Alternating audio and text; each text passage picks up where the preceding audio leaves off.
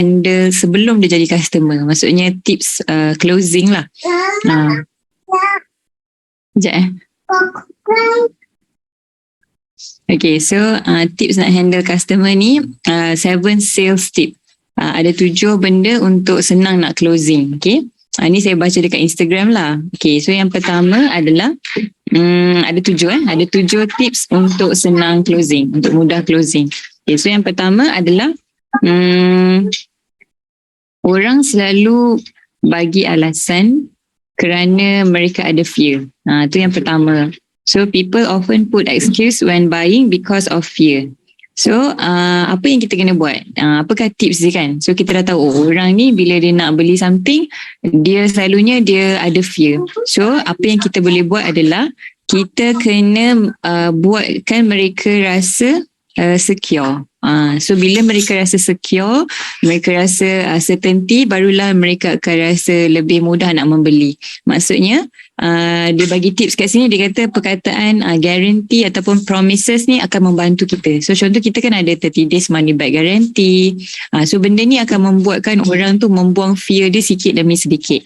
So itu yang pertama lah. Macam contohnya testimoni pun membuatkan customer akan rasa lebih confident. Okay, so itu yang pertama which is kita instillkan perkara-perkara promise. Okay.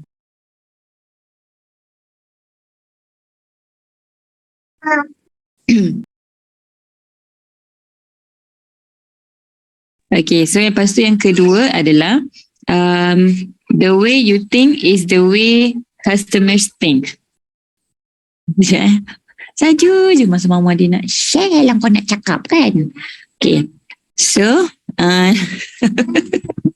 okay, lepas dulu kejap lagi saya sambung.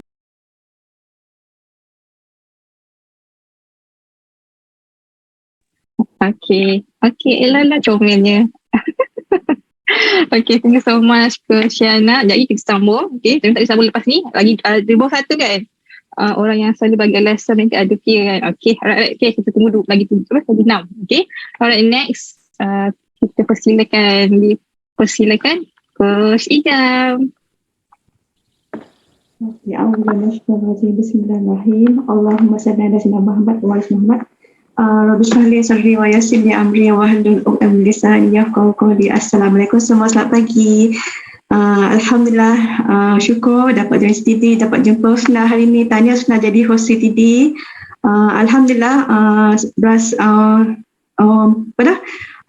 stay, kata Allah bagi izin untuk stay dalam circle yang positif. Apa yang saya nak share pagi ni adalah dia apa yang ada dalam buku ni, dia share tentang cara macam mana kita nak ada hati yang sejahtera, hati yang sentiasa rasa tenang, rasa feel good. Jadi dia share kat sini ada 3 perkara yang boleh kita lakukan untuk kita memiliki hati yang sejahtera. Yang pertama dia cakap kita kena sentiasa ingat Allah walau di mana jua kita berada. Bila kita, lepas tu dia kata dalam surah Al-Baqarah ayat 152, ingatlah kamu kepadaku dan saya aku akan ingat kepadamu. Jadi bila kita ingat Allah, Allah akan ingat kita. Lepas tu kita kena tahu Allah tu adalah sumber untuk kita, sumber ketenangan dan kesejahteraan kepada kita. Jadi nak rasa tenang, nak rasa sejahtera, kita kena ingat Allah walaupun di mana jua kita berada. Itu adalah yang pertama. Yang kedua dia cakap kita kenalah sentiasa puji Allah, kebesaran dia. Lepas tu bila kita sentiasa puji, melihat setiap apa yang berlaku dalam hidup kita tu, kita melihat Allah tu besar, kebesaran dia. Lepas tu kita puji dia kan, dia akan membuatkan jiwa kita makin kuat. Kita akan rasa lebih dekat dengan Allah. Jadi itu akan membuatkan hati kita sejahtera juga. Okay? Itulah yang kedua. Yang ketiga, kita kena sentiasa bersyukur di atas setiap apa yang Allah bagi kepada kita. Walaupun benda tu buruk ke, baik ke, apa ke, kita kena sentiasa bersyukur dan sentiasa bersangka baik dengan Allah. Sebabnya bila kita bersangka baik dengan Allah, kita bersyukur, insyaAllah hidup kita akan jadi lebih bahagia, lebih tenang. Okay? Lepas tu dalam masa sama kita kena sentiasa berdoa lah supaya kita dapat memiliki hati sejahtera ni. Sebab tanpa doa kita untuk mana pun kita kena berdoa kan, apa yang kita nak, insyaAllah bila kita sentiasa berdoa tak putus asa, insyaAllah Allah akan bagi kita rasa hati sejahtera tu. Sebab tiada apa yang dapat kita tiada apa yang boleh membuatkan kita rasa bahagia dan tenang melainkan Allah yang bagi izin. Jadi kita kenalah buat apa yang Allah suka, insya-Allah kita akan bila kita akan rasa sejahtera, kita akan rasa bahagia walaupun kita ada cabaran, tapi kita still boleh senyum, kita still boleh rasa bahagia. Sebenarnya cabaran itu adalah Allah nak bagi kita uji, dia nak uji kita sikit je sebenarnya. Jadi kita kena bersangka baik selalu. InsyaAllah kita akan rasa bahagia, akan rasa tenang. Okay, itu je lah Zana Syah. Assalamualaikum. Thank you Coach Ijam. Okay, apa yang saya sempat tulis, 4 cara, 3 cara. 3 cara nak ada hati yang sejahtera, feel good. Okay, pertama, kita sentiasa ingat Allah. Kadang-kadang kalau macam susah sikit, Allah, okay. And then yang kedua, kita sentiasa puji Allah, kebesaran Allah. Contohnya kalau nak pandang langit, Masya Allah, tabarakallah, ya Allah cantiknya langit. Gelap pun Masya Allah, Masya Allah nak hujan kan. And yang ketiga, kita kena sentiasa bersyukur kepada Allah, sentiasa bersangka baik. Mungkin ada hikmah sebaliknya, mesti ada hikmah sebaliknya, InsyaAllah. Contoh kan. Okay, Coach Yana, are you ready? Okay, silakan Coach Yana. Thank you. Okay, kita main pas-pas ya Izam. Anak saya nangis tu anak dia pula nangis. Saya teruja nampak ada Haji Nur Azman di sini. Okay, so saya sambung tips nombor 2 adalah the way you think is the way customers think. Maksudnya, dia cakap jika kita tidak percaya dengan apa yang kita offer, customer kita pun akan rasa benda yang sama. So contohlah, kita kan harga dah naik kepada 420 kan program kita. So kita sendiri personally rasa macam mana? Harga dah naik, yang mahal lah, adakah orang nak join? Contoh kita rasa macam tu. So jadi kalau kita sendiri ada, if you are too scared to invest, they also won't invest. Jadi customer ni boleh bau.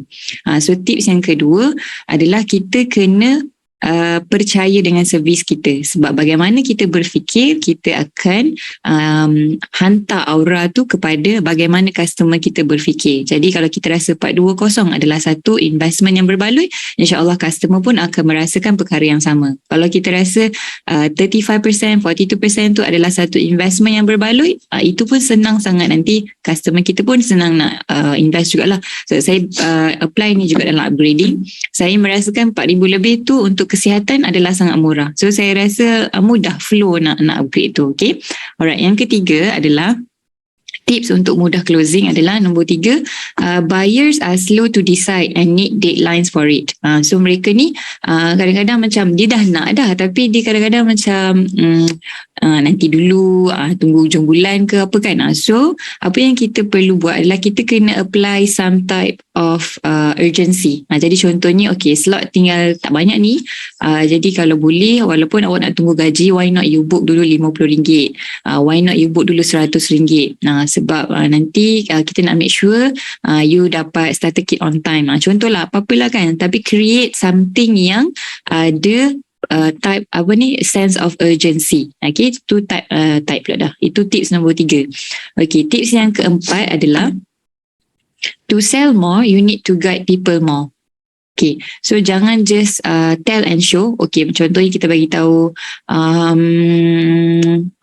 kita kan ada promo shaker cup kan, so kita je bagi tahu, okay, ni adalah promo gift dapat shaker cup. Itu kita cuma tell and show sahaja. Itu tak cukup untuk orang untuk kita macam nak sell more. So macam mana kita nak sell more ni? Kita perlu explain and tell the prospect why something is beneficial. So kita kena fokus on the why tu. Okay, dalam pack yang dapat shaker cup ni ada berapa produk, okay, kenapa produk-produk ni bagus, macam mana kegunaan dia, macam mana dia boleh bantu turun berat badan. So the more kita guide orang tu, the more we can sell. Okay, tu tips number 4.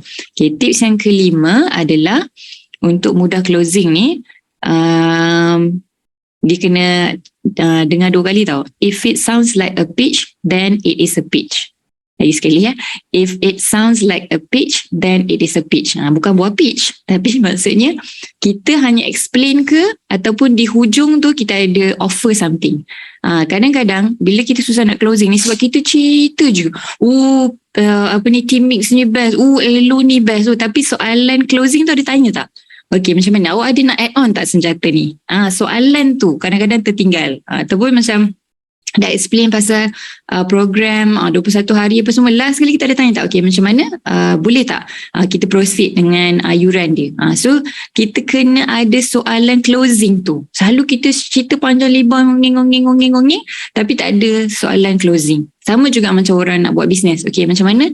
So you nak mulakan dengan modal 35% ke 42%? So ada tak soalan pitch tu? Kita kena tanya. Dawa pula dia PCE ke? Okay. So nombor 6, 80% of people, apa of people, minta maaf lah ya, semenjak dia Putrajaya ni terabur English kita. 80% of people take a decision between the 6 and 12 contact. Maksudnya orang selalu buat keputusan apabila kita dah follow up dia kali ke-6 hingga between 6 hingga 12 tu. Waktu tu dia dah mula trust. Tapi selalu kita give up follow up yang kedua contohnya. Tak follow up tu tak closing sebab selalu orang ni dia build the trust between yang ke-6 dan ke-12. So kena rajin follow up lead selama, broadcast message ke apa ke kan. Okay, and then the last one adalah you are in control of every single sales call. Maksudnya kalau kita nak buat sale ni, kita kena in control. Macam mana in control tu? Maksudnya kita saya baca kat buku Brian Tracy, dia kata siapa yang diam dulu dia menang. Maksudnya macam mana? Okay, so awak nak proceed tak dengan program kita? Diam je. Siapa yang cakap dia kalah lah. Maksudnya kalau kita dah bagi dah soalan closing kan, okay, macam mana awak nak proceed tak dengan program kita sebulan ni? Tapi kita tambah lagi explanation sebab program kita ni gini-gini, sebab gini-gini, sebab gini-gini. So nanti dia akan jadi macam mana? You tak in control. You nampak terabur. So once you give satu soalan, diam je. Contoh, okay, macam mana? You nak datang STS. Diam je. Kan? Lepas tu kalau dia memang tak reply, diam je lah. Okay. Kalau dia reply, maksudnya okay, dia interested. So berani untuk tanya soalan. Contoh, saya akan tanya soalan dekat junior coach saya tanya dia, okay, macam mana? You ready nak beli IG business? Dia saya diam je biar dia jawab. Boleh? Macam tu. So silence is confidence, insecure ni is loud. Sometimes kita macam explain lagi, takut sangat orang tu rasa mahal, explain lagi. Macam itulah. So itulah tips yang saya dapat daripada Instagram hari ni, 7 sales tip for closing better. Okay, itu saja. Terima kasih Sna. Terima kasih semua. Terima kasih Coach Yana. Terima kasih Cikgu. Okay. Alright. Okay, saya dah siap. Sebenarnya saya tak tulis. Saya tarik sebenarnya. Saya tarik 7 perkara senang nak closing. Okay. Saya nak share lah. Saya malu nak share tapi saya share je lah. Okay, kan saya baru ni saya buat TikToks. TikTok saya dapat leads. Dalam 2 hari tu saya dapat 50 leads. 50 leads. Tapi saya tak closing. Saya tak pandai nak closing. Saya tak ada seorang pun closing dengan saya. So, Alhamdulillah. Semalam pun saya dah belajar dengan BTO dengan Coach Shelly. Saya belajar banyak. So, saya zikir. Saya nak zikir banyak-banyak. Ya Allah, aku buat benda baik. Bukan buat benda yang berdosa kan. Coach Shelly. And then, Coach Yana pun dah share ini. Saya masih di Penta Supervisor. So, saya di tadi tahap yang baru nak handle customer. Saya baru nak handle leads. Saya baru nak handle customer. So saya dalam proses belajar. Okay, don't worry now. Don't worry senang sebab saya mesti macam Jay Chow. Jay Chow kata saya dalam gate team Gate team ke gate 5 dia kata. Selama 10 tahun. Dia kata saya kena belajar satu-satu. Saya tak bolehlah semua sekali dapat seterup kan dia kata. Tapi saya kena belajar satu-satu. So saya pun masih baru adalah berlive. So setahun. So kalau ambil diploma degree pun ambil masa 5 ke 6 tahun kan. 5 ke 6 tahun. Tapi Alhamdulillah saya belajar. Saya belajar sikit-sikit. Sampai ni saya dah belajar. Best lah. Saya suka Herbalife ni sebab apa dia banyak journey tu. Dulu saya niat. Okay, saya niat why Herbalife saya nak pencen. Saya nak pencen lepas dapat duit dah. Saya dah stop business. Tapi sebenarnya bila saya datang ke Extravaganza yang baru ni, Mak Angie dah cakap. Dia tanya, doktor tu bila awak nak pencen doktor? Saya nak pencen umum boleh begini-begini 60 tahun, 10 tahun, 60 tahun, 20 tahun kan. Tapi Mak kerja cakap, sebenarnya saya tak nak pencen. Saya tak ada istilah pencen. Saya nak buat bisnes ni sampai bila-bila. Maksudnya Herbalife Nutrition ni memang lifestyle sampai semua hidup kita. So apa kita nak pencen? No pencen. So saya dah off, saya dah cut saya punya wife tu, saya dah buang wife saya pencen tu, saya masuk wife baru.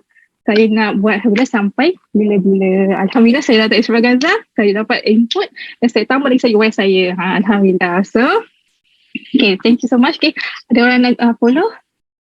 Okay, jom. Coach Fairul, silakan.